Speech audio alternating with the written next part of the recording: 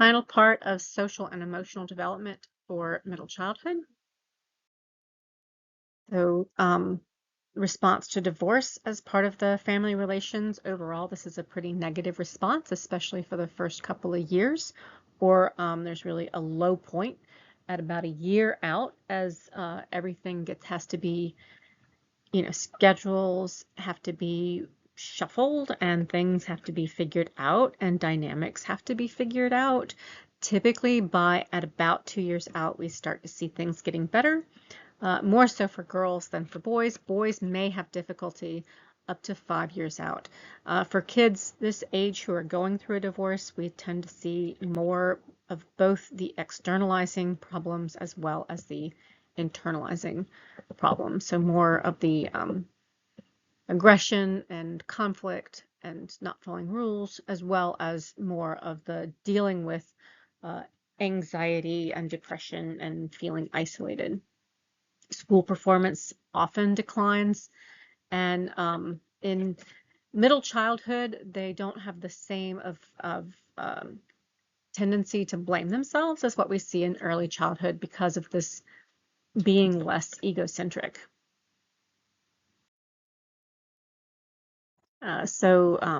The textbook does mention family process as being particularly important, which is the quality of those relationships between family members before, during, and after the divorce. And so I guess I've left it out of the slides, but there is the suggestion of having a mediator, which is particularly helpful, especially if parents are arguing about things like custody of the children, like time spent with the children, money, alimony, all of those different things, where a mediator is not on any person's particular side. Lawyers can make this more difficult to some extent because everyone's looking out for their own kinds of outcomes, and so that is likely to make those relationships more difficult. Mothers, typically, they are the ones, right, that the children are going to be living with, and they're handling the increased stress and increased workload to make up for possibly less money coming in. And one of the reasons then that we might see boys struggling a bit more is what they call this coercive cycle. So the mother has to come down a little bit harder on boys to get them kind of under control, and then when she does and that relationship changes and everything's changing, sometimes the child pushes back quite a bit, and so it becomes cyclical, right? So she becomes harsher, the child pushes back, and so she becomes harsher, and so the child pushes back. Oh, I do have the divorce mediation in there. Sorry, I'm just seeing that right now. Minimizing damage to children that can take place during heightened parental conflict. The response to remarriage is often also really difficult. Again, some of this is just like the amount of change and having to adapt. And a lot of times this response to remarriage is happening right after things or soon after things have gotten settled with everybody. And it can be, especially if it's a stepfather and they're coming in and they're trying to take, like, stand up for the mother, but then they're also doing this, taking control and like being like a father, but they're not yet. They haven't built the trust to be the father. That's particularly difficult on all of those relations.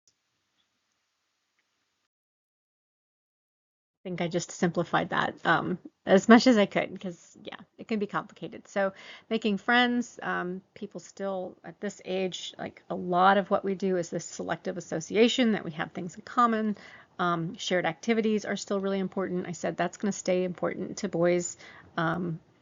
But then trust becomes more important. And I know we said this earlier, we're already starting to see this, hey, mutual trust, being able to rely on each other over time, that we see that pretty young, but this is growing, right? This is something that, like emotional self-regulation, that we can see developing, and it becomes more important.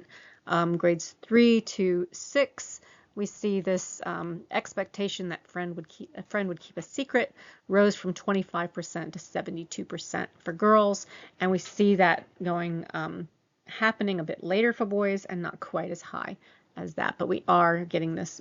It's more important to us that our friends be trustworthy. And I mentioned this before when we started talking about games that we played in middle childhood, because we were talking about gross motor development, but we also see that the games that we're playing are just become more complicated in many ways. We still have some shared activities, social play and cooperative play, but the games that we play tend to have both the gross motor development aspect to them, which we talked about. A lot of the kinds of games that we might play, maybe some fine motor development aspect to them, but also the cognitive aspect to them. That we often have lots of rules or things to remember or complications to the game. It's not just tag anymore. It's freeze tag or TV tag or what was the infection. The games that we play have more complications to them. This is the age when we develop hobbies, whether that is collecting stamps, collecting cars. Usually it's collecting something or another. And this is also where they bring in the popularity, unpopularity, that this is an age when popularity becomes very important. So schools are usually age graded, right? Or our grades happen at particular ages, and that's not always been true, and it's not always true of all developing nations, where there's more like the one-room schoolhouse that people talk about in those really small towns in kind of rural America, especially in the past. So age itself would be this kind of status, right, where the older kids have more power and the younger kids have less power. But when it is an age graded, we have a particular age at a particular grade, in a particular grade, the social status becomes important, right? So we have these different groups of the same age, and it's different. So because social status becomes important, because we are age graded, they distinguish here between popular and unpopular children, and how we're unpopular in different ways. So popular children are the ones who are mostly rated as liked and very rarely rated as disliked. We have rejected children who are most often rated as disliked and rarely rated as liked. And a lot of this appears to be the externalizing problems, right? The aggression. And if I don't bring this up later, I don't know. Sometimes that is that I'm being bullied by higher status kids, and then I'm paying that forward to the lower status kids, or it could be that I have some problems at home where my parents are particularly harsh or even physically abusive, and again, kind of displacement and taking that out on these other kids. So rejected children, another group of them, so about 10 to 20% is what I remember from the later textbook, are shy or withdrawn, so really having difficulty with their social skills. Neglected children are rarely mentioned as being either liked or disliked, and sometimes other kids have difficulty remembering who they are. And neglected children sounds like it's bad and like they would be unhappy kids, but typically it's really a different situation than the rejected children. Neglected children typically have one or two or three good friends. Their friends remember them, but then other kids, it doesn't bother them that they're not popular because they have decent friendships, and that's okay with them. And then finally, there are these controversial children who are liked by some and disliked by others. And typically what's going on with them is they have the social skills of the popular children, but they also have some aggression. And so they end up really forming alliances with certain groups using those social skills, but then they also tend to exclude other groups or other children. Popularity is often mostly based on social skills. So just how much can you take the perspectives of other people? How much are you willing to be helpful and courteous? And are you able to understand the needs of other people? There's also a bit of intelligence in there. While intelligence is sometimes associated with people who are nerdy or geeky and then less popular, typically those kids are lacking in social skills, whereas popular kids are typically both have the social skills and have some intelligence. See, so I have it here. I'm just going to see what it says. Based on intelligence, physical appearance as well, and for boys more than girls, athletic ability is also important. Rejected children often fail in what's called their social information processing ability. And so part of what this SIP coined by Kenneth Dodge, what that refers to is the ability to understand or think about why other people are behaving the way they are behaving. So that kind of perspective taking. And so what they accidentally do a lot of the times is interpret somebody else's behavior or intentions as being hostile towards them. And if there are problems with other people, they tend to blame the other person and not really look at themselves or their own behavior. This is part of what's called a developmental cascade, that if we look longitudinally at the kids who are starting here with these kinds of problems, they're going to continue to have these kinds of social problems throughout their lives. We get to our social world, the next thing that the textbook talks about is bullying. So bullying has three components. There's the aggressive piece, whether that's being physically aggressive or verbally aggressive. There's repetition. It's happening more than one time. In fact, it tends to happen again and again. And there is this power balance. Typically, it is higher status children bullying the lower status children that are lower status in some way. And so I might be a controversial kid who is doing this, but I might also be a rejected kid who is taking out some stuff on other rejected kids who have lower status or are weaker than me or are or maybe even potentially some neglected kids. There was some research looking at what happens when my friend, I'm at this age, and what happens when my friend is being bullied. And I'm just going to say that it looks to be a pretty complicated question.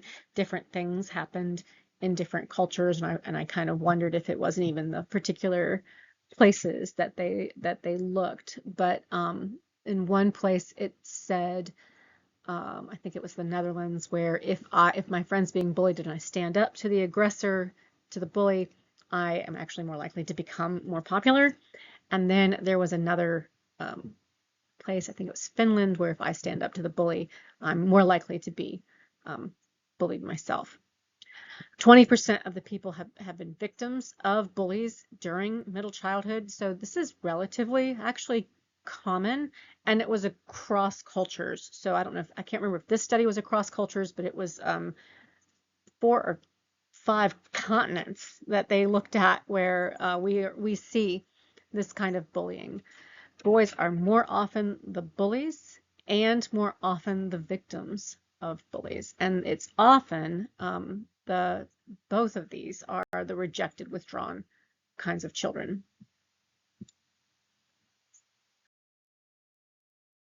You remember, again, I'm going to bring back Erikson because this is where the book does this more formally.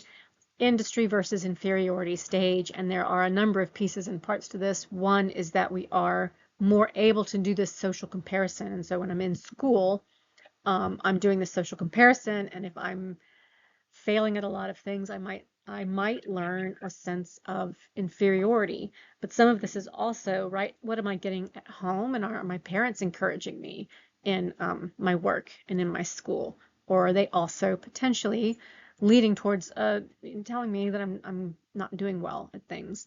This is an age when we start to work, and traditionally and historically this was more so true than it is now. but you can see with these statistics that now 73 million children from the ages of 5 to 11 are employed worldwide. So about 9% of the population of children this age.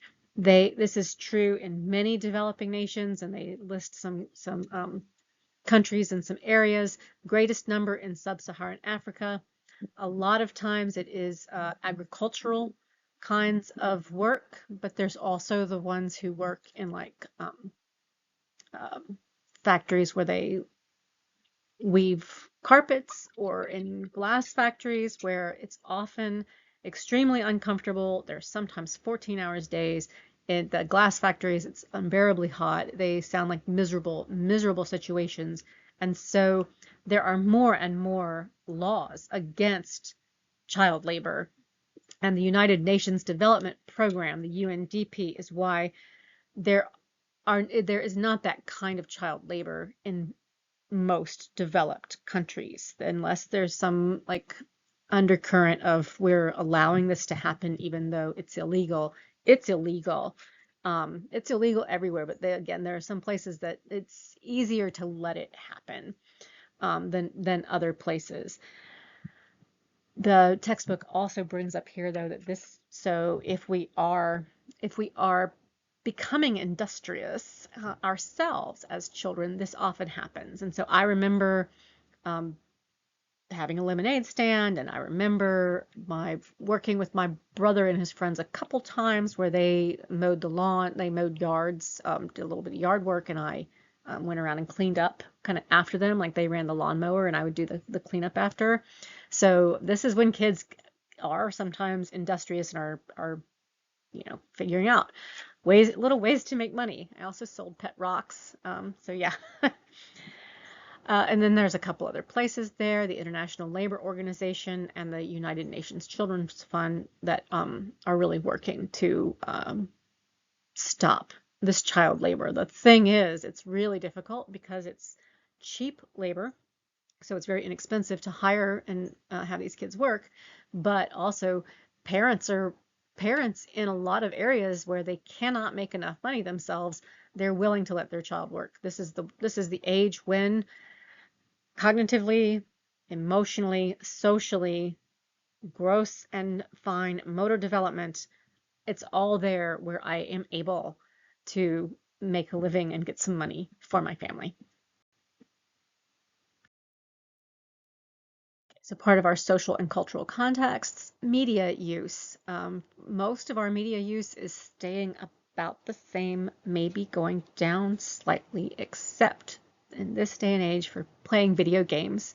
I'm willing to guess, though, that in my day it was other things, other media were being used. But so playing video games is the one that's second from the right, where you can see that's where we hit a large rise during middle childhood, the yellow bars, then during early childhood, the green bars. But everything else is almost the same, and so this makes the total media use increase. And there's also an increase in media multitasking. So basically doing things like watching a show while you're playing a video game, or playing a video game and listening to music. I'm doing two things at once. Media use, it's not easily categorized into positive or negative on here. And so pro-social content. A review of 34 studies in children's television shows that pro-social content has positive influences on altruism, positive social interactions, self-control, and combating negative stereotypes. And to a large extent, it looks like, and I think this is a good thing to be able to say, that the pro-social content has more positives in a lot of ways than what we see the negative kind of violence and aggression in shows and video games. It looks like the pro-social content is really more powerful in a way. However, I am going to caveat that as we get to the violence in TV programming after heavy media use. And so also media use at this age, they don't consider it a particular problem. And people who are using a moderate or a low amount of media are not having the problems. But the ones who have heavy media use tend to have more problems with obesity, anxiety, poor school performance, and social isolation. And so we might look at the directionality of those things and see if they've really disentangled some of that, that maybe I'm feeling more anxiety, I'm not doing well in school, I have some social isolation, and so I start using media more, but it could be the other way around, right? Or it could be a third variable of other things going on in my life. For heavy media use, I'm going to say that I feel like we need to look into that relationship. Violence in TV programming has another, and in video games has another bunch of research where we can say that yes, a lot of it is correlational. And I'm actually going to jump down to the, I'm not going to say his name right, Raoul Huseman and colleagues. Those studies are longitudinal studies where they start at either, I want to say, 8 years old or 6 years old, and they're looking at how much that the children are watching violent television programming. I think there is some violent video games in that one as well, but I know the Bushman stuff has looked at violent video games.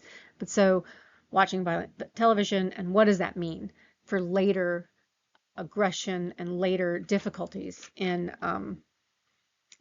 life, as far as like arrests, physical abuse of their own children, traffic violations, and all of these things. And it looks like there were a couple of studies, and longitudinally, it looks like the more they're watching this when they're young, the more difficulty they're having later with those negative outcomes, those more aggressive based outcomes. And this is after statistically controlling for initial aggressiveness in the first place. And so because it's longitudinal and I'm starting with the watching aggressive things early and looking later, can we say that it's still correlational?